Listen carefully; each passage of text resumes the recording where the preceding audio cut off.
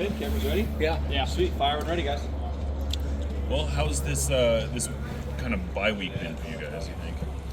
Yeah, kind of a funny week. You know, we had guys on international duty. It's been fun watching them. And excited for Christian today. That'll be a fun match to watch. But no, it's been good. I think given some opportunities to some Tacoma guys this week, and we've been short on numbers obviously because guys have been away and other guys are resting some things that need rest at the moment, and it's been a good week of training. It's nice to have a weekend off too. When you were in Toronto, did you guys get, I realize this is a long time ago now, but did you guys train up with the first team as much as this happens here? No. Was it like just two completely separate teams almost? Yeah, a little bit.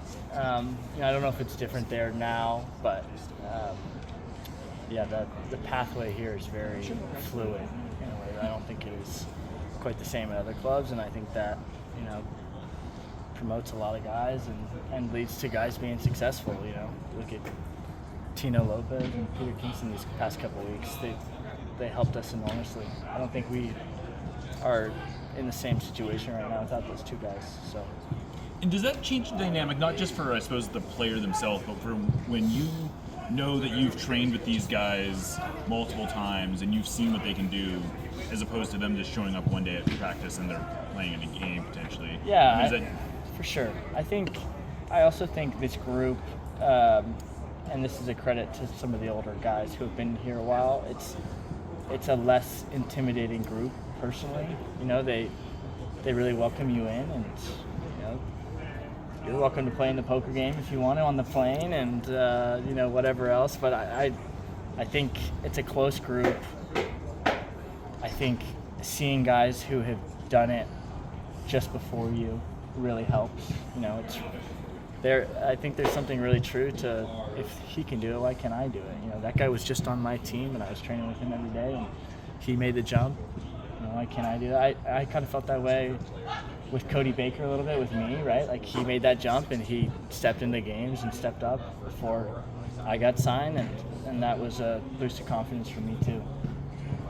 With that, is it after a game that you remember, oh yeah, we were all on the Tacoma or the Defiance, or do you kind of talk about it, or is it ever brought up on a day-to-day kind of thing? Because you had mentioned it after that one game. So yeah, I think so. I think it was our San Jose game. I was looking around. It's like, most of our lineup's Tacoma, and even the Minnesota game too. And I think it's a cool part of our identity. Obviously, I'm a little biased, but I think it's cool that we're competing at a high level against teams that are constructed in a different way, and it's working. But is it a fun rivalry or thing to make, to point out on a day-to-day kind of basis? Oh, I see. I haven't thought about it that way, but yeah.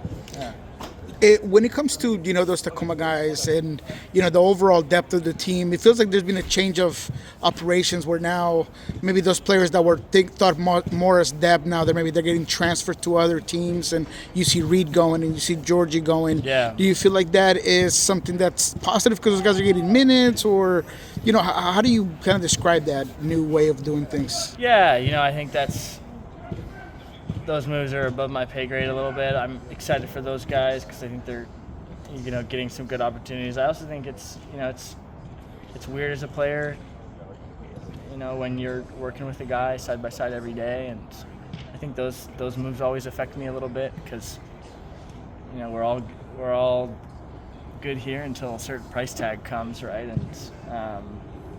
And Georgie's I've been a friend and a colleague at Georgie's for 4 years now, and then he's gone just like that, and he's off to Colorado, and he's now on a rival team, and that's part of the sport. But yeah, I do think the club's making more of those moves, and it's creating more of a, I don't know if you want to call it a rubric or something, but I think it's